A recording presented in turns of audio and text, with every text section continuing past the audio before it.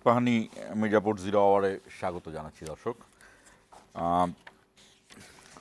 সেই জুলাই গণ অভ্যুত্থান বাংলাদেশের ইতিহাসে সবচেয়ে ভয়ঙ্কর যদি বলা যায়, বা সবচেয়ে রক্তক্ষয়ী যদি বলা যায়, বা সবচেয়ে ঐতিহাসিক যদি বলা যায়, সেটি জুলাই গণ অভ্যুত্থান।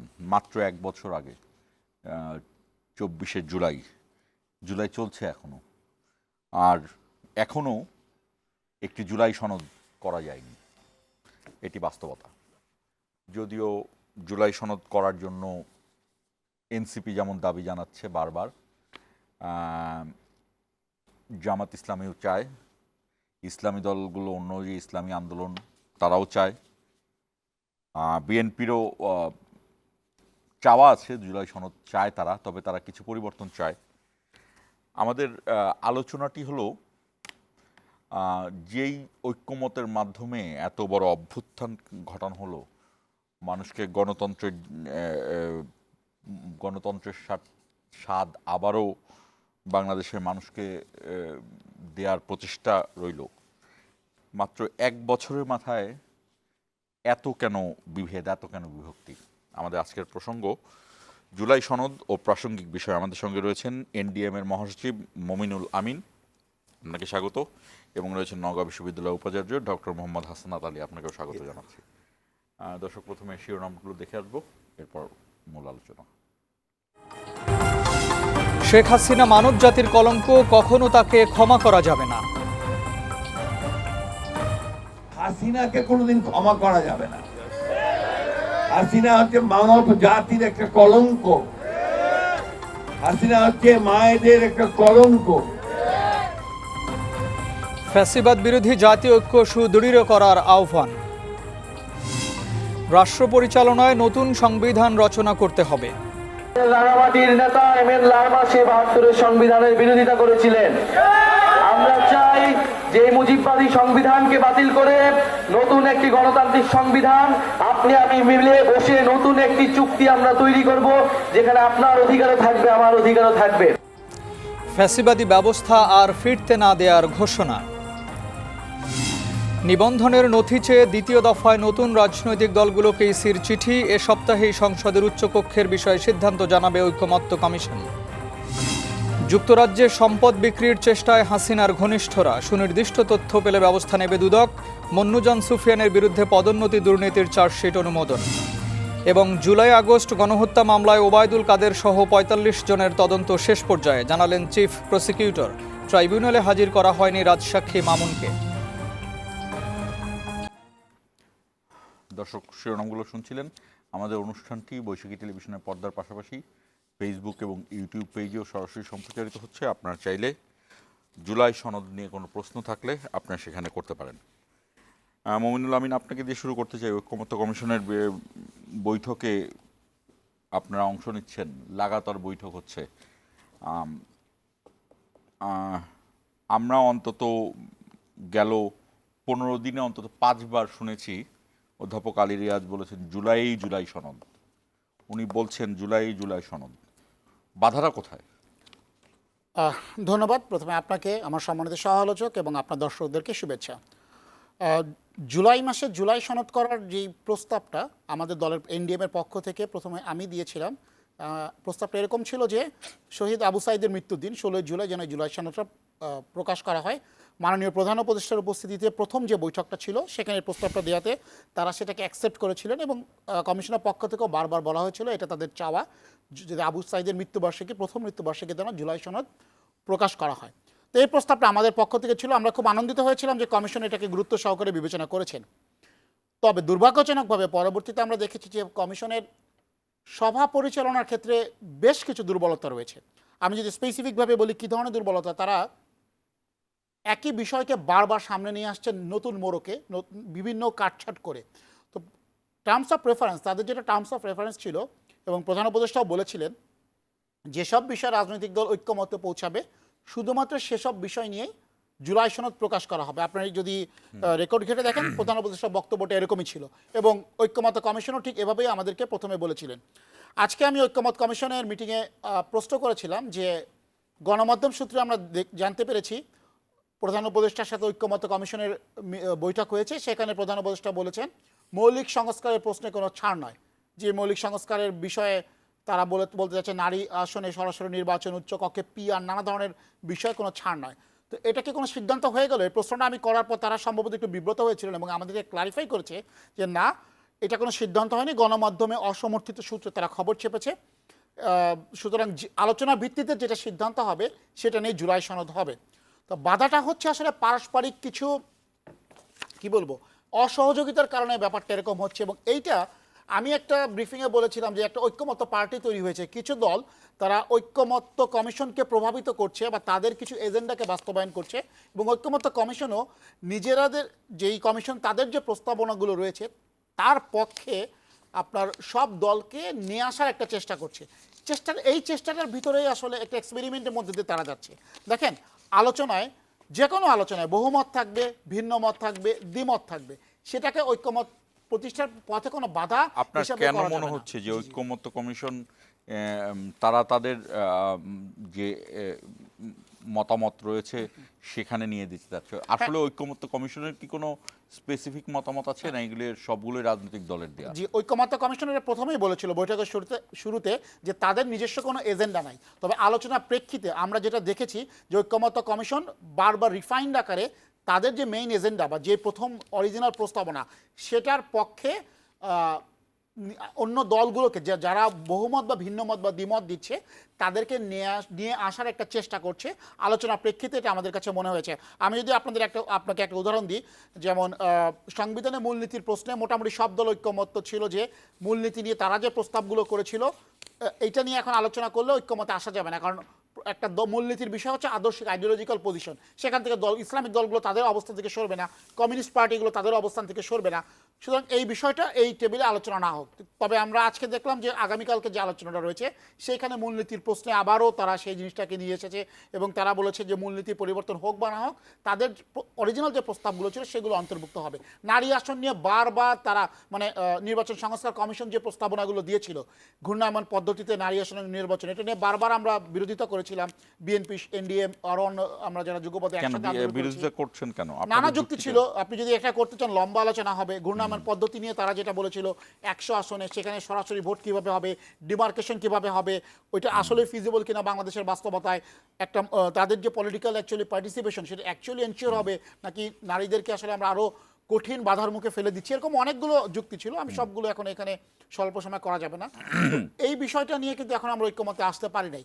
তারা বারবার নতুন নতুন প্রস্তাব টেবিলে নিয়ে আসছিল। মূল যে বিষয়টা আমি আপনার দৃষ্টি আকর্ষণ করছি যে, এবং জনগণের জানার জন্য যে ঐক্যমত কমিশনের টার্মস অফ রেফারেন্সে যেটা ছিল সব বিষয় যে দল ঐক্যমতে পৌঁছাবে, তো এইটা যদি হয়তো তাহলে কিন্তু জুলাই 16 তারিখের আগেই সনদটা করা যেত। যে আমরা একটা দল মনে করেন NDM এর পক্ষ থেকে যে প্রস্তাবটা আমরা এই বিষয়ে একমত না, ওকে ফাইন, সনদ উল্লেখ থাকতে NDM এই বিষয়ে একমত না, বিএনপি এই বিষয়ে একমত, অন্য বিষয়ে একমত, এনসিপি বা অন্যান্য যারা দল আছে তারা কোন বিষয়ে একমত না। কিন্তু সবগুলো আলোচনাকে যখন আলোচনার প্রেক্ষিতে ব্রেন স্টর্ম করে বা নতুন নতুন ইনোভেশন নিয়ে আসা হচ্ছে, এর জন্য আলোচনাটা আসলে আরো লম্বা হচ্ছে। সেখান থেকে যে ভালো কিছু আসছে না আমি সেটা বলছি না, সেখান থেকে আরো হয়তো নতুন সলিউশন আসছে, কিন্তু সেটাকে বাধা হিসেবে দেখার চেষ্টা করা যাবে না। অন্যান্য অনেকগুলো দল বলছে যে আমরা কিছু দল ঐক্যমতের পথে বাধা সৃষ্টি করছে, এটা আসলে ভ্রান্ত এবং অমূলক অভিযোগ। ঐক্যমতের পথে বাধা কেউ আমরা করছি না, বরং সহযোগিতার মনোভাব নিয়ে, ছাড়ের মানসিকতা নিয়ে আমরা ঐক্যমত কমিশনে আলোচনা করছি। এই বিষয়ে আমরা আরো আপনার কাছ থেকে জানবো, কারণ ঐক্যমত্য কমিশন আপনি সরাসরি অংশগ্রহণ নেন। ডক্টর হাসানাত আলীর কাছে আমার প্রশ্ন, ঐক্যমত্য কমিশন কি করছে, কেন করছে, কোথায় করছে, এটি নিয়ে আলোচনা হচ্ছে। আমি আপনার কাছে একটা পর্যবেক্ষণ জানতে চাই যে এই ঐক্যমত্য কমিশনের কর্মকাণ্ডকে আপনার কেমন মনে হচ্ছে? তারা যে খুব ভালো আলোচনা, সবার সাথে আলোচনা করছে, আলোচনার সংখ্যা বাড়ছে, কিন্তু আপনার কি মনে হয় এটা কি ওয়ার্ক করছে না? ওয়ার্ক করছে না এটা বলা যাচ্ছে না, কিন্তু কি পরিস্থিতিতে আছে এটা? ধন্যবাদ আপনাকে, ধন্যবাদ জানাচ্ছি বৈশাখী টেলিভিশনের দর্শক শ্রোতা যারা এই মুহূর্তে প্রোগ্রামটা দেখছেন, আমার বিজ্ঞ সহ আলোচক। আমি প্রথমেই আজকে দ্বিতীয় বিজয়ের মাসে, এই জুলাই মাসে আমরা অনেক লাশের বিনিময়ে, অনেক আত্মত্যাগের বিনিময়ে যে স্বাধীনতাটা ভোগ করলাম, সেই স্বাধীন দেশে আজকে আমাদের দামাল সন্তানেরা ৭১ সনে যারা আমাদের মা বোনের ইজ্জতে নিয়েছিল, রক্ত নিয়েছিল, স্বাধীনতা সংগ্রাম, স্বাধীনতা দিতে চায়নি, সেই পাকিস্তান ক্রিকেট দলকে একেবারে নাস্তানাবুদ করে পরাজিত করার জন্য আমার ব্যক্তিগত পক্ষ থেকে আন্তরিক ধন্যবাদ এবং কৃতজ্ঞতা জানাচ্ছি বাংলাদেশ ক্রিকেট দলকে। আসি আপনার কথায়, জুলাই সনদ জুলাই মাসে হবে, এটি সবার প্রত্যাশিত। উনি রাজনীতি করেন, উনি রাজনৈতিক দৃষ্টিকোণ থেকে বলছেন, আপনি সাংবাদিকতা করেন, আপনিও চাইবেন যে জুলাই সনদটা হোক জুলাই মাসে। যেহেতু সনদের নাম হয়ে গেছে জুলাই সনদ, এটা যদি আপনি অগাস্টে করেন বা সেপ্টেম্বরে করেন, নভেম্বরে করবেন, তাহলে এটা কিন্তু ইতিহাসের একটা ব্র্যাকেটবন্দি অবস্থা হয়ে যাবে যে জুলাই সনদটা আমরা জুলাই মাসে ঘোষণা করতে পারিনি। দেখেন, জুলাই মাসে যদি ঘোষণা করতে চান তাহলে হাতে সময় আছে কতদিন? আর ধরেন 10 দিন বা 9 দিন, আজকে 21 তারিখ, ধরেন আর 9 দিন সময় আছে। 9 দিন হলে কাজটা দ্রুত করতে হবে, আলোচনার গতি বাড়াতে হবে। এবং একটা জিনিস কেন আমরা ভুলে যাচ্ছি যে প্রত্যেকটি রাজনৈতিক দলের লক্ষ্য আলাদা, উদ্দেশ্য আলাদা, কর্মপন্থা আলাদা এবং দেশের মানুষকে সেবা করার ধরন আলাদা। আপনি ইসলামী দলগুলোর কথা যদি বলেন, তারা কোরআনের শাসন কায়েম করতে চায়, আরও ইত্যাদি ইত্যাদি ইত্যাদি। বিএনপি বা এনডিএফ যারা মডারেট জাতীয়তাবাদ করতে চায়, তারা একরকম করে করতে চায়। প্রত্যেকটা দলের কিন্তু রাজনৈতিক রণকৌশল ভিন্ন, নির্বাচনী কৌশল কিন্তু ভিন্ন। তারা সেই কৌশলের খেলা নিয়ে আলোচনায় বসে। আপনি রেফারের ভূমিকা পালন করছেন, সবাই আপনার কথা মতো একমত হবে এমনটি প্রত্যাশা করা কোনো গণতান্ত্রিক রাষ্ট্রে একেবারেই বোধহয় সঠিক কিনা আমি জানি না, এটা হওয়া সম্ভব নয়। তাহলে আপনাকে ধরে নিতে হবে যে কিছু কিছু ক্ষেত্রে আপনাকে ছাড় দিয়েই কিন্তু একটা জুলাই সনদ ঘোষণা করতে হবে। তো এই মোটা দাগে যে বিষয়গুলো হওয়া দরকার সেগুলো তো আমরা তো মনে করি যে হয়ে গেছে। তত্ত্বাবধায়ক সরকার হওয়া দরকার, প্রধান বিচারপতি নিয়োগ সংক্রান্ত বিষয়ে হওয়া দরকার, 100 নারী আসন সেটি হওয়া দরকার, প্রধানমন্ত্রী রাষ্ট্রপতির ক্ষমতার যে আকাশচুম্বী ভারসাম্যহীনতা সেখানে ভারসাম্য ফিরে আনা দরকার, 70 অনুচ্ছেদের সংস্কার দরকার, এগুলো তো দরকার। আইন শৃঙ্খলা বাহিনী যেন দলদাসে পরিণত না হয় সেগুলো সংস্কার দরকার। এবং এই সংস্কারের মধ্য দিয়ে আমাদের মূল টার্গেট থেকে একটা নির্বাচন, সেই নির্বাচন প্রধান উপদেষ্টার পক্ষ থেকে ঘোষিত হয়েছে, লন্ডন ঘোষণা আমরা পেয়েছি, তারপরে প্রতিনিয়ত আমরা ঘোষণা পাচ্ছি। কালকেও দেখলাম যে প্রধান উপদেষ্টা স্যারের প্রেস উইং বলেছে যে নির্ধারিত সময়ে নির্বাচন হবে। তাই যদি হয় তাহলে নির্বাচনী ট্রেনটা তো রোডে তুলে এর যাত্রা শুরু করে দিতে হবে। তো শুরু করে দিতে হলে কি সংস্কারবিহীনভাবে? এটি এবার জাতি চায় না, জাতিটা চায় যে সংস্কারটা হোক। বিচার শুরু হয়ে গেছে, বিচার চলমান থাকবে। অন্তত এই খুচরা খাসরি বিচার করার চেয়ে যারা হত্যা করলো, আমার সন্তানদেরকে খুন করলো, 1581 জন মানুষকে হত্যা করলো, সেই মামলাগুলোর বিচারে গুরুত্ব বেশি দেওয়া উচিত। এই যে আমি কে কাকে প্রমোশন দিল, কে কার পদোন্নতিতে দুর্নীতি করলো, এগুলো বিচার হতে পারে, চলতে থাকবে, চলমান প্রক্রিয়া, নির্বাচিত সরকারও করবে। কিন্তু মানুষ চায় যেটা প্রমাণিত, বিবিসির যে ডায়ালগ যেটা বললো যে এটি সাবেক প্রধানমন্ত্রীর মারণাস্ত্র ব্যবহার করতে বলেছেন এবং লেথাল ওয়েপেন ব্যবহার করতে বলেছেন, সেগুলোর হত্যার বিচার মানুষ দেখতে চায় এবং সেটি দৃশ্যমান দেখতে চায়। এবং বিচার শুরু হয়েছে, আমি আশাবাদী যে বিচারটা হবে এবং সেটা নির্বাচনের আগেই হবে। সবচেয়ে বড় কথা হলো যে দেখেন, এই জুলাই সনদকে কেন্দ্র করে আমরা যেটা আপনি প্রারম্ভিক বক্তব্যে বলছিলেন যে 24-এর যে পক্ষভুক্ত যে দলগুলো ছিল, সেটা তো কি আওয়ামী লীগ, জাতীয় পার্টি, তারপরে এরা ছাড়া সবাই ছিল এই জুলাইয়ের পক্ষে। আজকে বর্ষপূর্তির আগে তাদের মধ্যে যে অনৈক্য, বিভাজন, বিভেদ, এটি আমাদেরকে আতঙ্কিত করে, এটি আমাদেরকে শঙ্কিত করে যে আদৌ কি এই জুলাই যে চেতনা, সেই চেতনা আমরা বাস্তবায়ন করতে পারবো? আদৌ কি আমরা নতুন বন্দোবস্তকে আমরা সংবিধানের অংশ করতে পারবো? ঠিক এই জায়গাতে মইনুল আমিনের কাছে আসতে চাই। এই যে ডক্টর হাসনাত আলী যেই প্রশ্নটা রেখেছে, যে আমি যতটুকু বুঝি মোটা দাগে হাসনাত আলী আমার সাথে একমত কিনা, যে ঐকমত্য কমিশন এত আলোচনায়, এত কিছু, এত জাঁকজমকপূর্ণ কথাবার্তার থেকে কি আসলে কি পরিস্থিতিতে দাঁড়ায়? এটা কি খাজনার চেয়ে বাজনা বেশি হচ্ছে কিনা? ধন্যবাদ আপনাকে। আসলে ঐকমত্য কমিশন গঠন করা যখন হয়েছিল প্রথমে নামটা ঐক্যমত্য কমিশন ছিল না, সংস্কার কমিশন ছিল। বিভিন্ন 6টা সংস্কার কমিশন গঠন করা হয়েছিল। এবং এইটাই সম্ভবত একমাত্র কমিশন যেটার প্রধান হলো প্রধান উপদেষ্টা নিজে। হ্যাঁ, তারপরে ওগুলো বিলুপ্ত করে জাতীয় ঐক্যমত্য কমিশন গঠন করা হয়েছে এবং সেখানে 6টা কমিশনের ভিতরে পুলিশ কমিশনের কোনো রিপোর্ট নিয়ে আমরা আলোচনা করছি না, বাকি 5টা কমিশনের রিপোর্ট নিয়ে আসলে আলোচনা করা হচ্ছে। তো আপনি যেটা বলেছেন খাজনা থেকে বাজনা বেশি হচ্ছে কিনা, অনেকভাবে আসলে দেখার সুযোগ আছে। কারণ ঐক্যমত্য কমিশন প্রথমে যেটা সংস্কার কমিশন ছিল, এক দফা রাজনৈতিক দলগুলোর সাথে আলোচনা করেছে। আমরা আমাদের লিখিত প্রস্তাব, তারা আমাদেরকে যে স্প্রেডশিট পাঠিয়েছিল 166টা প্রস্তাবনা নিয়ে, সেই বিষয়ে আমরা কোনটা একমত বা একমত না সেটা নিয়ে আমরা কথা বলেছিলাম। এরপরে আমাদের সাথে আবার 1-to-1 আলোচনাও হয়েছিল। আলোচনার প্রেক্ষিতে তারা আবার ওই সংস্কার কমিশনগুলো সমন্বয় একটা ঐক্যমত কমিশন করে এখন আবার আমাদের সাথে ধারাবাহিক আলোচনা করছে। আলোচনাটা দীর্ঘ হচ্ছে। আমি প্রথমে যেটা বললাম, আমি একটু একটু সাধারণ মানুষের তথ্যর জন্য বলি, মোটা দাগে সবাই একমত হয়েছে এমন তো বড় বড় অন্তত 7 থেকে 8টি বিষয় রয়েছে। জি। প্রায় 100-র বেশি বিষয়ে একমত হয়েছে, এটা আমি জানি। কিন্তু মোটা দাগে যে মূল জায়গাটা সেগুলো কোনগুলো আপনারা একমত হয়েছে? না, এইখানে আমি আপনাকে তথ্যটা একটু ক্লারিফাই করি। প্রথমে বিভিন্ন সংস্কার কমিশনের পক্ষ থেকে 166টা বিষয়ে আমাদের কাছে পাঠানো হয়েছিল। সে বিষয়ে আমরা প্রাথমিক মতামত দিই। এরপরে আমাদের সাথে 1-to-1 আলোচনা হয় রাজনৈতিক দলগুলোর সাথে। যেসব বিষয় মোটামুটি সব দল একমত, সেগুলো আর আমাদের বর্তমান রাউন্ড অফ ডিসকাশনের আলোচনার টেবিলে নাই।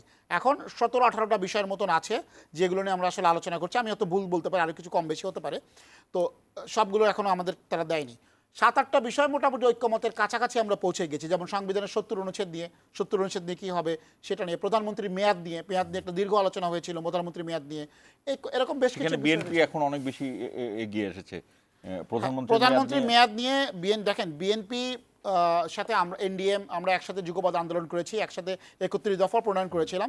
সেখানে একটা প্রতিশ্রুতি ছিল পরপর 2 মেয়াদের বেশি কেউ প্রধানমন্ত্রী হতে পারবে না। তো ঐক্যমত্য কমিশনে এখানে মেয়াদের বিষয় নিয়ে, মেয়াদটা বলতে কি লাইফ কত, মেয়াদের টিনেয়ারটা কত, এটা নিয়ে অনেক আলোচনা ছিল। সর্বশেষ রিফাইন যে প্রপোজালটা এসেছিল সেখানে বিএনপি সহ আমরাও একমত হয়েছি যে লাইফ টাইমে 10 বছরের বেশি কেউ প্রধানমন্ত্রী হতে পারবে না। সো এইটা বিএনপির পক্ষ থেকে একটা বড় ছাড়, ঐক্যমতে আসার জন্য তারা একটা বড় ছাড় এখানে তারা দিয়েছে। 70 অনুচ্ছেদের ক্ষেত্রেও তাই, বিরোধী দলগুলোকে আপনার সংসদের স্থায়ী কমিটিগুলো দেয়া, গুরুত্বপূর্ণ স্থায়ী কমিটিগুলো একটা না হোক 10 বছর অথবা 2 মেয়াদে 10 বছর হোক, তার জীবদ্দশায় সর্বোচ্চ 10 বছরের বেশি কেউ প্রধানমন্ত্রী হতে পারবে না। তো এইখানে আসলে অনেকগুলো বিষয় আলোচনা হচ্ছে। আপনি যেটা বলেছেন সেটার এক কথায় উত্তর হচ্ছে, আমরা যদি ঐক্যমত কমিশন যদি কিভাবে ঐক্যমতে পৌঁছাবে তার একটা সুনির্দিষ্ট গাইডলাইন এই কমিশন গঠনের পূর্বেই করে ফেলতো এবং তার জন্য রাজনৈতিক দলগুলোর পরামর্শ নিত, তাহলে মনে হয় বিষয়গুলো এত লম্বা হতো না, আলোচনা এত দীর্ঘায়িত হতো না। আমরা হয়তো অনেক দ্রুতই ঐক্যমতের কাছাকাছি পৌঁছে যেতে পারতাম। এবং স্যার যেটা বললেন, নির্বাচন, আমরা জাতিকে নির্বাচনের ট্রেনে উঠাতে আরও মনে হয় দ্রুত সক্ষম হতাম যদি ঐক্যমত্য কমিশন প্রারম্ভিকভাবে রাজনৈতিক দলগুলোর সাথে প্রসিডিওর নিয়ে আলোচনা করত। তো আমি যে বিষয়টি আবার আনতে চাই যে আমাকে আপনি একটু বলবেন কিনা যে জুলাই সনদে আসলে কি থাকছে বা কি থাকা মানে সেটি আমরা কিছুটা আলোচনায় শুনেছি, কিন্তু এই জুলাই সনদ কিন্তু মানুষ অনেকবার শুনছে, কিন্তু জুলাই সনদে কি থাকছে বা কি থাকার জন্য এত সমস্যা হচ্ছে যে এখনো ঘোষণা করা যাচ্ছে না, আর নাকি জুলাই সনদ ঘোষণার প্রয়োজন ফুরিয়ে গেছে কিনা সেটাও আমি বুঝতে পারছি না। আপনাদের এখনকার ঠিক এই মুহূর্তের কমিশনের কি অবস্থা আপনি নির্মোহভাবে যদি বলেন। ধন্যবাদ। আসলে জুলাই সনদ নিয়ে যে আলোচনাগুলো হচ্ছে এখানে কিছু দূর শব্দ জট তৈরি হয়েছে এবং এইটা আমি নাম মেনশন না করে বলছি, প্রধান উপদেষ্টা প্রেস উইং থেকে এইগুলো অনেকভাবে ন্যারেটিভ দেওয়া হয়েছিল। এখন মানুষের মাথায় আসলে জুলাই সনদ, মূলত সনদটা হচ্ছে জাতীয় ঐক্যমতের সনদ, যে রাজনৈতিক দলগুলো ক্ষমতায় গেলে কোন বিষয়ে তারা আসলে ঐক্যমতে পৌঁছাচ্ছে, যে ক্ষমতায় গেলে তারা এই বিষয়গুলো ইমপ্লিমেন্ট করবে বা ভবিষ্যতে যদি যারাই ক্ষমতায় যাবে, অর্থাৎ পরবর্তী সংসদটা সেটাকে রেটিফাই করবে, এটাকেই এক ধরনের হ্যাঁ পরবর্তী সংসদ, মানে এটা হচ্ছে যে জুলাই সনদ একটা কমিটমেন্ট, এটা কিন্তু কোনো লিগাল কোনো আপনার কমিটমেন্ট মানে ফ্রেমওয়ার্ক না, এটা একটা কমিটমেন্ট যে আমরা যদি নিয়ম যদি ক্ষমতায় যায় তাহলে আমরা এখন এগ্রিমেন্টে করছি যে দলের কেউ সর্বোচ্চ 10 বছরের বেশি প্রধানমন্ত্রী থাকতে পারবে না। তো ফাইন, আমরা এটা আমাদের কমিটমেন্ট রক্ষা করার চেষ্টা করব। তার মানে এই না যে জুলাই সনদের বাইরে কেউ কোনো কিছু তার নির্বাচন ইশতেহারে আনতে পারবে না, কারণ জনগণের ম্যান্ডেট বা ডেমোক্রেসিতে জনগণের যেটা উইল সেটাই কিন্তু চূড়ান্ত কথা।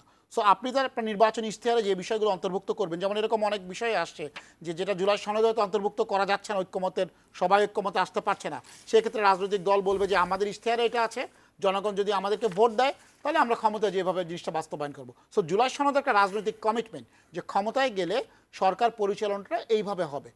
এইটাই মূলত জুলাই আমি সনদের আমি এই জায়গাতে ঠিক এই এখনকার যে আলোচনার সেই আলোচনা একটু হাসনাত আলী আপনার কাছে আমি কথাটা শুরু করে যাই। সেটি হলো যে ঐকমত্য কমিশনের দ্বিতীয় ধাপের এটা মনে হয় 15 নম্বর সংলাপ আজকে, জি এবং ঠিক এই মুহূর্তে মনে হয় তাদের টেবিলে আছে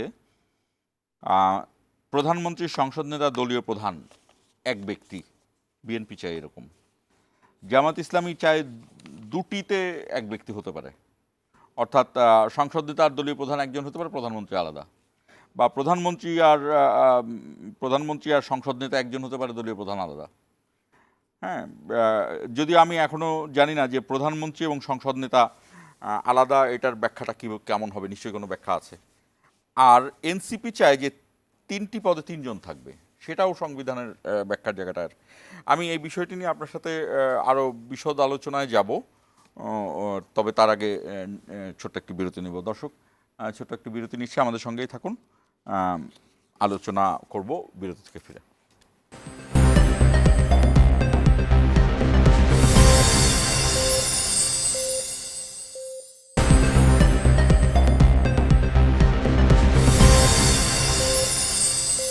আবার স্বাগত ইস্পাহানি মির্জাপুর 0 ডক্টর হাসানাত আলী, আপনার কাছে এই যে প্রশ্নটি রেখেছিলাম, প্রধানমন্ত্রী, সংসদ নেতা, দলীয় প্রধান এক ব্যক্তি,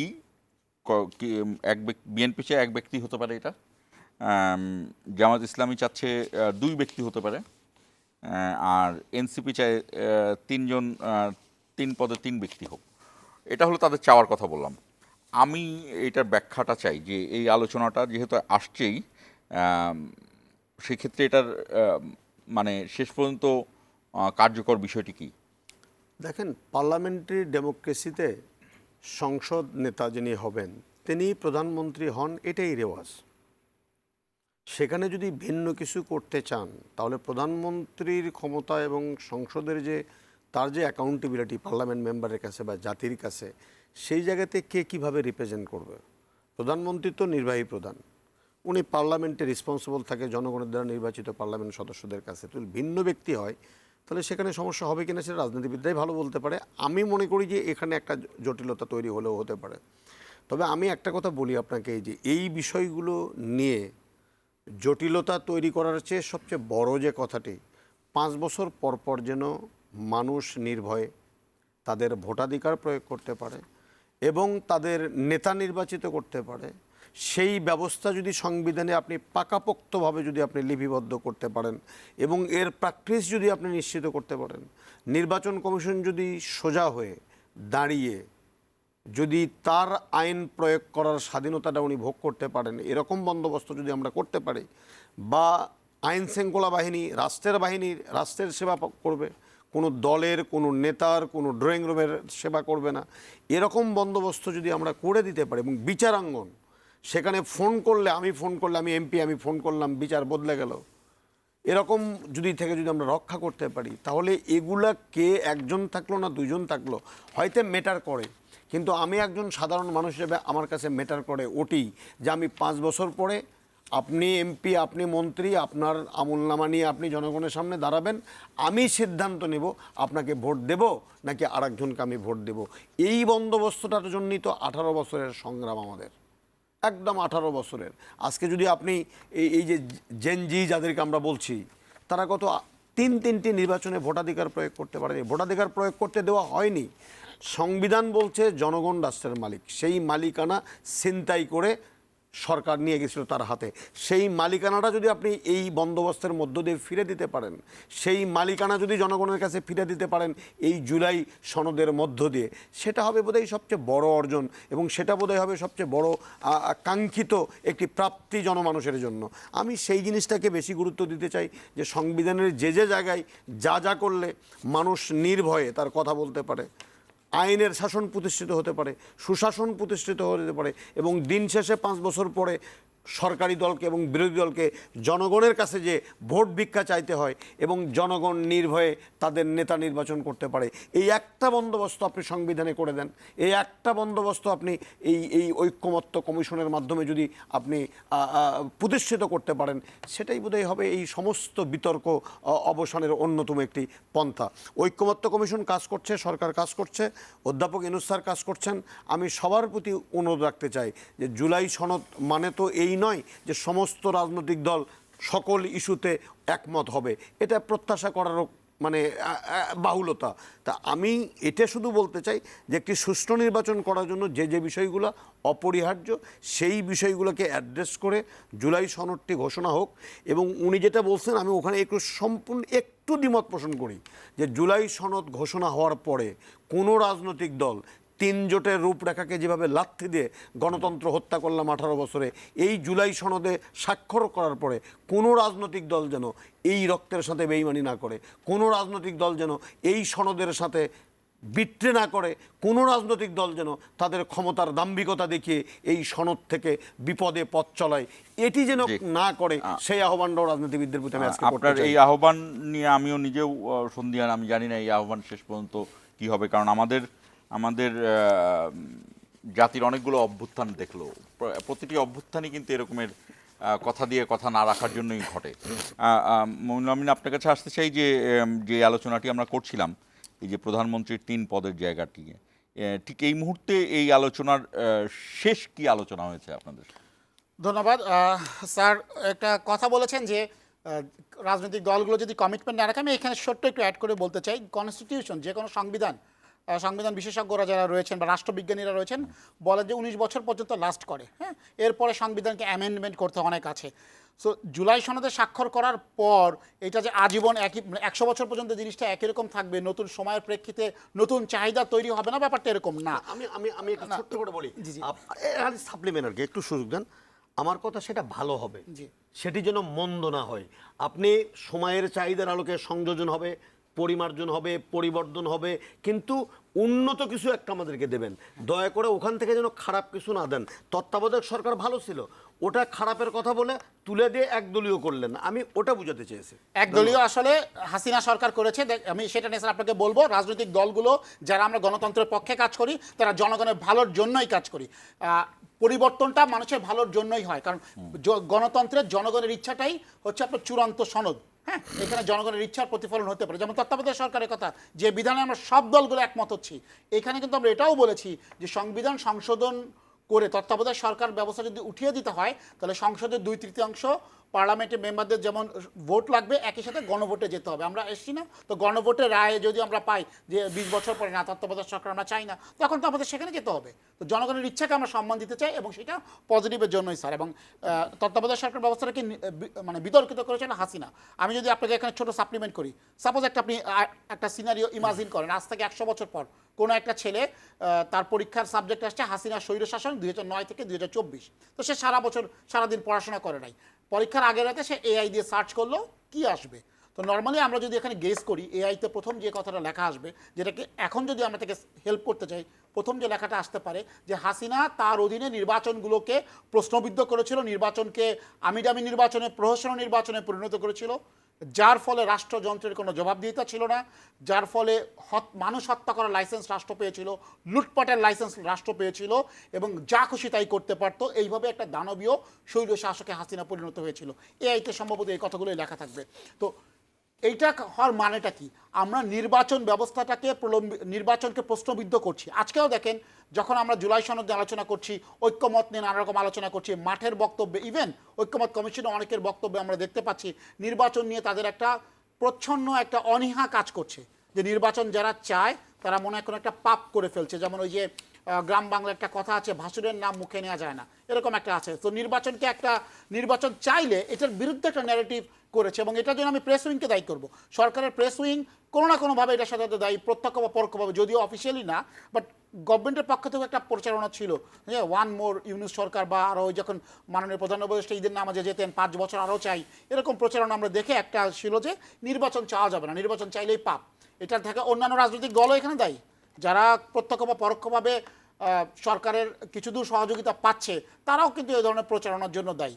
আপনি যদি একটা সংস্কারের কথা বলেন, আমি সরকার আপনাকে তো একটা ছোট কোনো বলি। রাজনৈতিক দলকে কি অসহযোগিতা করছে? আমি আপনাকে বলি, সরকার দেখেন গণ অভ্যুত্থানের ফলে আমাদের সব ফ্যাসিবাদের দলগুলো ছাড়া না, আওয়ামী গণ লীগ এবং- অভ্যুত্থানের পরে আমাদের সবার জন্য উন্মুক্তভাবে কথা বলার, রাজনীতি করার সুযোগ তৈরি হয়েছে। এটার জন্য গণ অভ্যুত্থানের আমরা সব পক্ষ যারা ইনক্লুডেড ছিলাম, ছাত্র জনতা, রাজনৈতিক দল, সবারই কন্ট্রিবিউশন রয়েছে। আমি ছোট একটা উদাহরণ দিই সরকার কি করছে। দেখেন, আমার সরকারের কি করা উচিত ছিল সেটা দিলে আপনি বুঝবেন। আমাদের climate change and action plan আছে, একটা climate strategy and action plan, জলবায়ু, খুব গুরুত্বপূর্ণ একটা বিষয়। ছোট করে বলবো, 2019 সালে 10 বছর মেয়াদি যে আমাদের climate strategy and action plan ছিল সেটা অবসলিউট হয়ে গেছে। গত 6 বছরে আওয়ামী লীগ এটাকে আর আপডেট করতে পারে নাই। সরকারের উচিত ছিল এই 11 মাসে এই ক্লাইমেট চেঞ্জ নিয়ে নতুন পলিসি তৈরি করা এবং ইউথদেরকে সেখানে ইনভলভ করা। কিন্তু আমরা অবাক হয়ে দেখলাম যে ক্লাইমেট বাজেট, যেটা ক্লাইমেট বাজেট ফাইন্যান্স ডিভিশন বাজেটে আলাদা করে দিয়ে থাকে, গতানুগতিকভাবে এবারও সেই ক্লাইমেট বাজেট দেওয়া হয়েছে। 25টা মন্ত্রণালয়ের জন্য বরাদ্দ রাখা হয়েছে। ইউথ মিনিস্ট্রির জন্য কোনো বরাদ্দ নেই। আওয়ামী লীগ যা করতো সেটারই রেপ্লিকা করেছে। মানে সরকার তরুণদেরকে রাজনীতির মাঠে রাখার প্রতি যতটা আগ্রহী, তরুণদেরকে দেশ গঠনে সম্পৃক্ত করার ব্যাপারে আমরা ততটা আগ্রহী দেখতে পাচ্ছি না। আমি একটা ক্লাইমেট চেঞ্জ অ্যাকশন দিয়েই, মানে ক্লাইমেট অ্যাকশন দিয়েই আপনাকে বুঝিয়ে দিলাম। সো সংস্কার যেটা রাষ্ট্রের প্রয়োজন, জনগণকে সরাসরি আপনাকে হেল্প করবে, জনগণ সেইটা দেখতে চায় এবং সেইটা দেখার নামই সংস্কার। সংস্কার মানে এই না যে এখন ঐক্যমত কমিশন একটা, মানে আমাদের যেটা পারসেপশন যে বিএনপি ঠেকাও, এরকম একটা মনোভাব অনেকের ভিতরে তৈরি হয়, এটাই সংস্কার না। এটা মানে সংস্কার না। এক্সিকিউটিভের হাত পা বেঁধে দাও, এটাই সংস্কার সবাই মনে করছে। এটা মানে সংস্কার না। আপনি প্রধানমন্ত্রীর ক্ষমতা কমিয়ে দিবেন, সরকারকে ফাংশন করতে দিবেন না, একটা অস্থিতিশীল সরকার ব্যবস্থা তৈরি করবেন, সংবিধানে ইচ্ছা মতো আপনি কাটাছেড়া করে আইন বসিয়ে দিবেন, এটার নাম কিন্তু সংস্কার না। সংস্কার যেটা জনগণকে আপনাকে লং টার্ম সাস্টেইনেবল করবে, সেটার নামই সংস্কার। জি, হাসনাত আলী আমরাও শুনলাম তার, মামুনুল আমিন বলছিলেন যে সংস্কার ঐকমত্য কমিশন বিভিন্ন আলোচনা হচ্ছে, কিন্তু আমরা জুলাই সনদের কিন্তু আসলে আমাদের এই আলোচনার মধ্যে কেউ বলতে পারলাম না যে জুলাই সনদটা আসলে কি পরিস্থিতিতে আছে। আমি জানি না যে আমরা এটা নিয়ে আলোচনা করছে। জুলাই সনদ নিয়ে যেটা আমরা আজকে 15তম দিনের আলোচনা শেষ করলাম।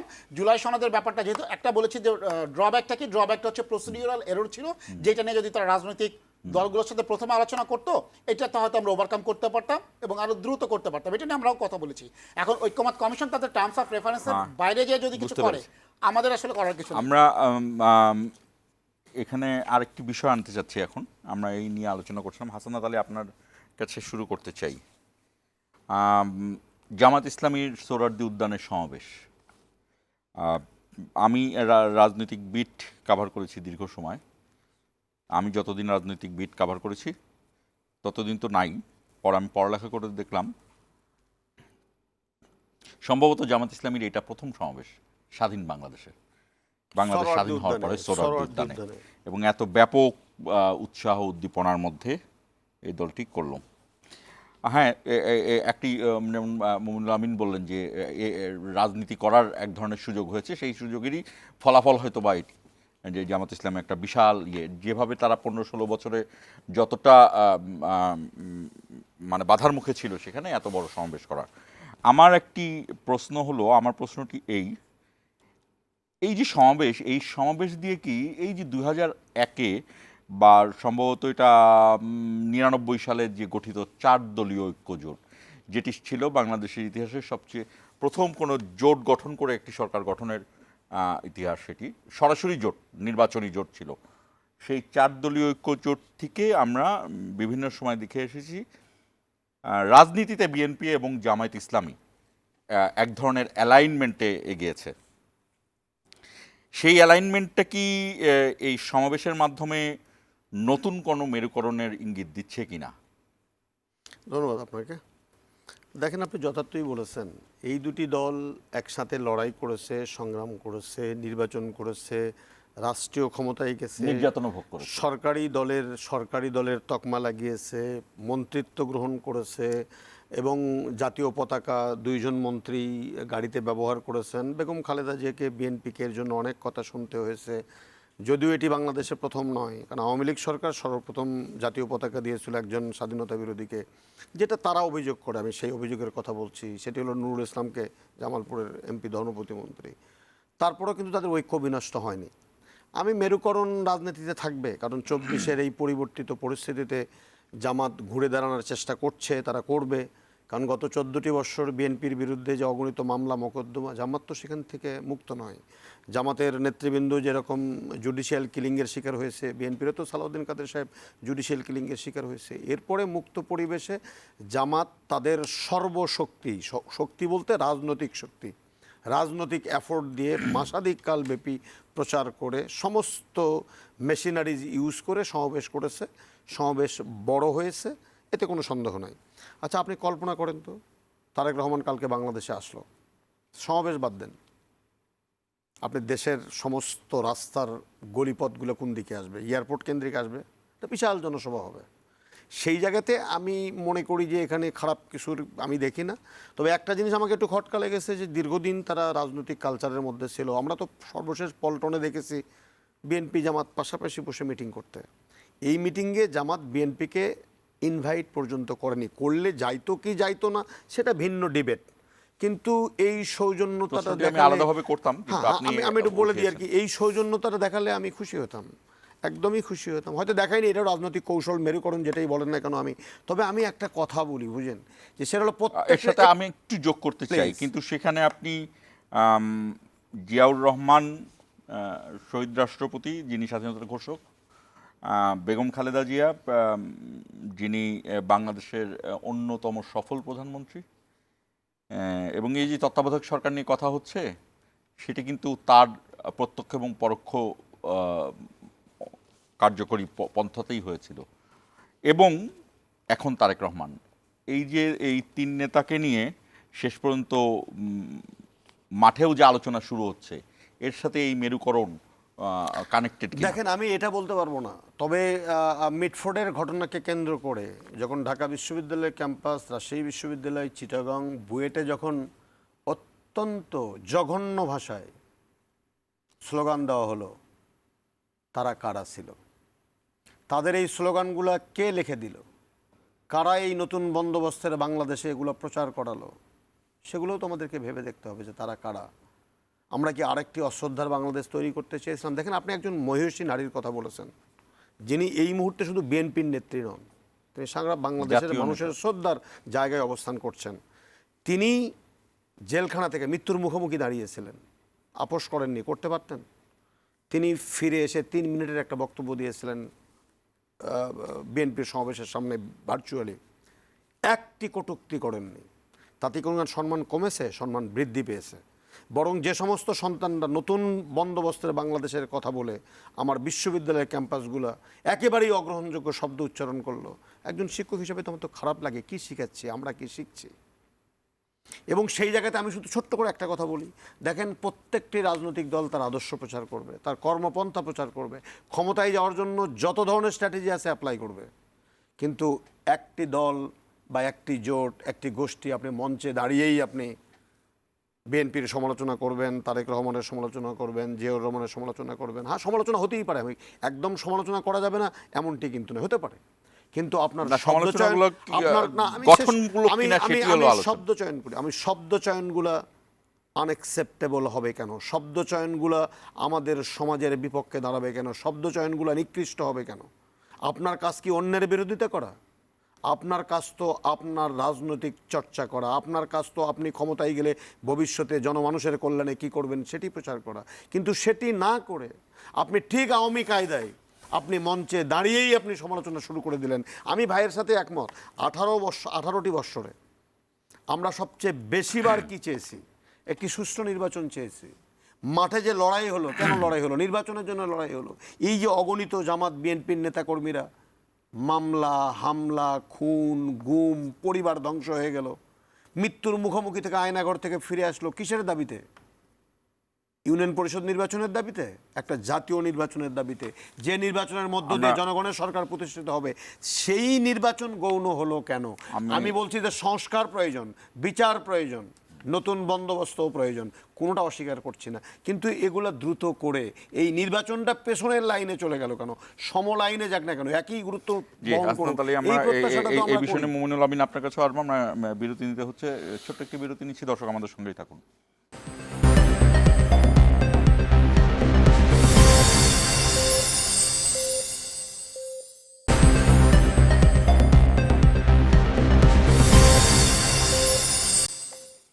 আবারও স্বাগত ইস্পাহানি মির্জাপুর জিরো আওয়ারে। যে আলোচনাটি করছিলাম, মামুনুল আমিন, আপনারা রাজনীতিতে আছেন, 7 দফা বলা হয়েছে। জামাতের আমিরের সুস্বাস্থ্য কামনা করি, কারণ তিনি এই সমাবেশের মধ্যে আমরা দেখলাম যে অসুস্থ হয়ে পড়েছেন। একটা জিনিস আমাদেরকে আশা জাগায় যে মির্জা ফখরুল সহ সবাই সেখানে ছুটে গেছেন। যে জিনিসটি আমাদের অনেক দিন অনুপস্থিত ছিল, যে রাজনৈতিক বিরোধ যেখানে ব্যক্তিগত বিরোধে বা পারিবারিক বিরোধে চলে গেছে, সেটি হয়তো বা, কিন্তু তারপর আমি 7 দফা নিয়ে কথা বলতে চাই। সেই 7 দফার মধ্যে জামাতের 7 দফার মধ্যে 1 নম্বরে চলে আসলো প্রপোর্শনাল রিপ্রেজেন্টেশন, পিআর, অথচ এই পিআর ঐক্যমত্য কমিশনের এজেন্ডাতে ছিল না।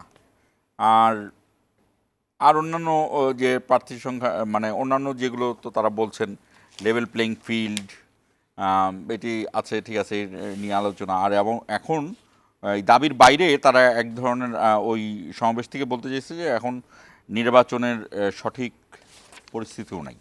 আপনি কি দেখছেন এখান থেকে রাজনৈতিক নেতা হিসাবে? আপনি কি, আপনার অবজারভেশন কি? অনেক ধন্যবাদ। অবজারভেশনের শুরুতে আমি একটা ছোট কথা বলে রাখি যে সোহরাওয়ার্দী উদ্যানের সমাবেশ নিয়ে। দেখেন, আমাদের গণ অভ্যুত্থানের সময় একটা স্লোগান ছিল না, দেশটা কারো বাপের না। ঠিক যেমন দেশটা কারো বাপের না, সোহরাওয়ার্দী উদ্যানে কোনো চেতনার না। সো এখানে জামাত ইসলাম সমাবেশ করতেই পারে, এটা নিয়ে আমি আসলে ভুল কিছু, মানে এখানে আমি কোনো প্রবলেম দেখি না। তবে প্রবলেম যেটা জামায়াত ইসলাম নিয়ে আমি যদি মন্তব্য আমাদের করতে হয়, দল সম্পর্কে আমি শ্রদ্ধা রেখেই বলছি, জামায়াত ইসলাম হচ্ছে ঐতিহাসিকভাবে একটা ভুল দল। তারা সঠিক সময় সবসময় বেঠিক সিদ্ধান্ত নিয়েছে। আমি ঐতিহাসিক প্রেক্ষাপটে যাব না, খুব রিসেন্ট ইতিহাসে বলি। 1996 সালে তারা প্রতিবেশী কোনো একটা দেশের মদদে তারা এককভাবে নির্বাচনে অংশ নেয়, যেখানে তারা অংশ নিয়ে মূলত আওয়ামী লীগকে মানে ক্ষমতায় আসার সুযোগ করে দেয়। এটার প্রেক্ষাপট বিশ্লেষণ করতে গেলে অনেক বড় ব্যাখ্যা দিতে হবে, তবে তারা এই ভুলটা তারা করেছিল। দুটো ইনফরমেশন দিলে মানুষ অনেক সহজ হবে। যে ভারত পাকিস্তান স্বাধীনতার সময় সে পাকিস্তানের স্বাধীনতার বিরোধিতা করেছিল, পাকিস্তান বাংলাদেশের স্বাধীনতার সময় সে বাংলাদেশের স্বাধীনতার বিরোধিতা করেছিল। মানে আমি যেটা বললাম যে তারা সঠিক সময় রাজনৈতিকভাবে তারা বেঠিক সিদ্ধান্ত নেয়, এই জন্য জামায়াত ইসলাম হলো ঐতিহাসিকভাবে ভুল দল। এটা হচ্ছে আমাদের পলিটিক্যাল অবজারভেশন। এবং 96 ঘটনায় তারা আওয়ামী লীগকে ক্ষমতায় 3টি আসন পায়, যেখানে 3টি আসন পায়, কিন্তু মূলত তারা আওয়ামী বিরোধী যে ভোটটা, সেখানে একটা ভাগ বসিয়ে আওয়ামী লীগকে ক্ষমতায় আসার একটা সুযোগ করে দেয়। এবং এইটা তার প্রতিবেশী একটা দেশের চক্রান্তে তারা, মানে ফাঁদে তারা পা দিয়েছিল বলেই এই সিদ্ধান্ত নেয়। এই সিদ্ধান্ত নিয়ে তারা তাদের নেতাদের ফাঁসির মঞ্চ তৈরি করে। এবং ভাই যেটা বললো, গুম খুন আওয়ামী ফ্যাসিবাদের আমলে যে তারা যে পরিমাণ নির্যাতনের শিকার হয়েছিল, এটা প্রেক্ষাপট কিন্তু তাদের নিজের হাতে রচনা করা। সো জামাত ইসলামের এই ব্যাপারটা কিন্তু এখনো অব্যাহত রয়েছে, ভুল সিদ্ধান্ত নিয়ে। আপনি যে পিআরের কথাটা বললেন, জামাত ইসলাম আসলে এখন একটা পাল্লাকে ভারী করার চেষ্টা করছে। ঐক্যমত কমিশনের ভিতরেও তাই করছে, বাইরেও তাই তারা করার চেষ্টা করছে। পিআর পদ্ধতি নিয়ে আপনি যদি বলেন, নিম্নকক্ষে পিআর নিয়ে যে আলোচনাটা, এটা আসলে আমাদের এজেন্ডাতেও ছিল না। এটার পক্ষে তারা এখন যেই প্রচারণাগুলো চালাচ্ছে, এইটা মূলত হচ্ছে কি, তারা জানে বা তাদের অ্যাজাম্পশন হচ্ছে, ভাই আমরা তো আসলে ক্ষমতায় যেতে পারবো না, বিরোধী দলে থাকবো। সো বিরোধী দলে যদি আমরা থাকি, তাহলে আমরা এমন কিছু এখন দাবি তুলি যাতে বিরোধী দলে থেকে আমরা বেশি সুবিধা আদায় করতে পারি। এর জন্য তারা এখন ঐক্যমত কমিশন ও নানা ধরনের সংস্কারের প্রশ্নে তাদের বিরোধী দলে থাকলে যে সুবিধাগুলো হবে বা ভবিষ্যতে সরকারে আসার প্রেক্ষাপট তৈরির জন্য তারা যে সুবিধাগুলো পেতে পারে বলে মনে করছে, সেগুলো নিয়ে তারা আসলে দর কষাকষি করছে। তাদের দাঁড়িপাল্লার একটা পাল্লাকে ভারী করার চেষ্টা করছে এবং দেশব্যাপী এটা প্রচারণা চালাচ্ছে। ওই যে আমি বললাম নির্বাচনের পরিবেশ নাই বলে যে কথাটা আসছে, আমি যে 100 বছর পরের উদাহরণ দিলাম ছাত্রদের, আপনি যদি ঘুরে ফিরে নির্বাচনকে প্রলম্বিত করার কথাই বলেন, তাহলে হাসিনা তখন বসে বসে আফসোস করছে। কি আফসোস করছে? যে আরে আল্লাহ, এরা যেভাবে কথা বলছে যে নির্বাচনের পরিবেশ নাই, আইন শৃঙ্খলা পরিস্থিতির অবনতি, দেশের এই অবস্থা, তাহলে আমার তো আমি নির্বাচন করার বা নিশ্চিন্তে নির্বাচন করার দরকার ছিল না। আমি জাস্ট নির্বাচনটাকে একটু পেছায় দিতাম, বলতাম যে আইন শৃঙ্খলা পরিস্থিতির অবনতি বা দেশে অরাজকতা, 5 বছর ধরে নির্বাচন একটা নাটক, এক্স্যাক্টলি, সে পেছাইতো, তাহলে তার দুর্নামও হয়তো না, সে হয়তো টিকে যেতে পারতো। হাসিনা তো মনে মনে এখন এই আফসোস করছে। এখন আপনি যদি হাসিনা মডেলে অন্য নতুন রূপে ফিরে আসার চেষ্টা করেন, এটা তো কখনোই অ্যাকসেপ্টেবল হতে পারে না। না, আমার এখনো বিশ্বাস আছে হয়তো নয়। হাসনাত আলী, আপনার কাছে আসতে চাই, আমাদের সময় শেষ, আমরা অতিরিক্ত সময় কথা বলছি, আপনার জন্য শেষ 1 মিনিট। কি বিষয়ে কথা বলবো? এই যে এই আলোচনাটি, দেখেন, পিআর পদ্ধতি ভালো মন্দ সেই জায়গায় না, যে আমি শুধু বলতে চাই যে গত 18 বছরে দেশে আইনের শাসন ছিল না, সুশাসন ছিল না, লুটপাটের অর্থনীতি ছিল, শিক্ষাঙ্গনগুলোতে সহ অবস্থান ছিল না। এগুলো যদি আপনি ফিরে আনতে চান, এবং আনা খুবই জরুরি, কারণ এতগুলো মানুষ রক্ত দিল, সংগ্রাম করলো, সকল শ্রেণী পেশারা মানুষ, এককভাবে তো কাউকে ক্রেডিট দেওয়া যাবে না। ছাত্র বন্ধুদেরকে সাধুবাদ জানাই, রক্ত দিয়েছে, রাজনৈতিক দলদেরকে আমি সাধুবাদ জানাই। প্রশ্নটি হলো আমার স্থায়িত্বে, সরকারের স্থায়িত্বটা খুব গুরুত্বপূর্ণ। পিআর সিস্টেমে যদি আপনি নির্বাচন করেন তাহলে কয়েকটি বড় ধরনের সমস্যা আমি একাডেমিশিয়ান হিসেবে চিন্তা করেছি। আপনার নিজস্ব কোনো পার্লামেন্টারি এলাকা থাকবে না, আপনি কোন এলাকার এমপি কী, কারণ আপনার তো মার্কা, আপনার তো প্রার্থী নাই, দল ঠিক করে দেবে কে কোথায় যাবে না যাবে। এই জায়গায় দলের প্রতি একটা স্বৈরাচারী একটা দৃষ্টিভঙ্গি তৈরি হতে পারে। এক, দুই নম্বর কথা, পিআরে যেটা হয় দুর্বল সরকার হয় সবসময়। আপনি আপনার পার্শ্ববর্তী নেপালে দেখেছেন যে পিআর সিস্টেমে সম্ভবত 8 বছরে কি 11 বছরে 9 বার তাদের গভর্নমেন্ট ফল করেছে, এবং অনৈতিক চাপ প্রয়োগ করে, প্রেশার প্রয়োগ করে। তারপরে দেখেন স্বৈরাচার ফিরে আসার একটা সমূহ সম্ভাবনা। জাতীয় পার্টি, তাদেরকে তো আপনি ভোট থেকে বিরত রাখতে পারবেন না। তারা তো গত 18টি বছর এই গণতন্ত্রকে নষ্ট করার একটা অনুঘটক হিসেবে কাজ করেছে। তাহলে তারাও পার্লামেন্টে যাবে, জাসদ ইনু পার্লামেন্টে যাবে, তারা তো ভোট পাবে। এরকম আরও অন্য নামে হয়তো আওয়ামী লীগও যাবে, আওয়ামী লীগও যাবে, যে আমি ধরে নিলাম। তাহলে এই যে তাদেরকে যাবার যে একটি সুযোগ করে দেওয়া, সেই সুযোগটা তো কেন আপনি করে দেবেন? কারণ এখন দরকার বরং আপনারা এরকম একটা কমিটমেন্ট করেন না কেন যে নির্বাচনের পরে, যেটা বিএনপির পক্ষ থেকে বলা হয়েছে যে সর্বদলীয় সরকার বা জাতীয় সরকার টাইপের, বা যারা নির্বাচনে অংশগ্রহণ করবেন তাদের সবার রিপ্রেজেন্টেশন নিয়ে একটি সর্বদলীয় সরকার করা যায়। আবারও ধন্যবাদ আমাদের সঙ্গে যুক্ত থাকার জন্য। দর্শক, এখন পর্যন্ত যে পিআর পদ্ধতি নিয়ে যে আলোচনা হচ্ছে বাংলাদেশে, এটি আগে কখনো হয়নি,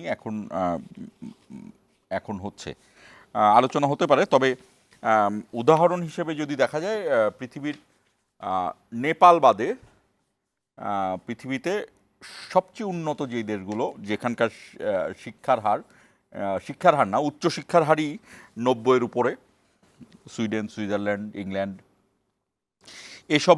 এসব দেশে এই পিআর পদ্ধতি আছে, যেখানে ব্যক্তি কোনো ব্যাপার না, ইনস্টিটিউশনকে তারা অনেক বেশি গুরুত্ব দেয়।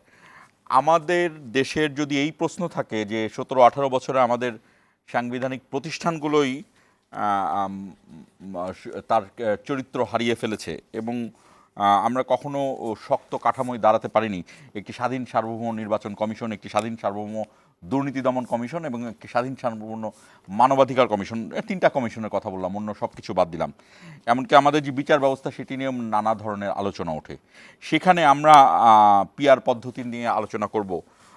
বিষয়টি কি এমন যে আমরা এখনও রাজধানীতে মেট্রো রেল করতে চাইনি, কিন্তু আমরা চাঁদে যাওয়ার জন্য রকেট তৈরি করতে চাই?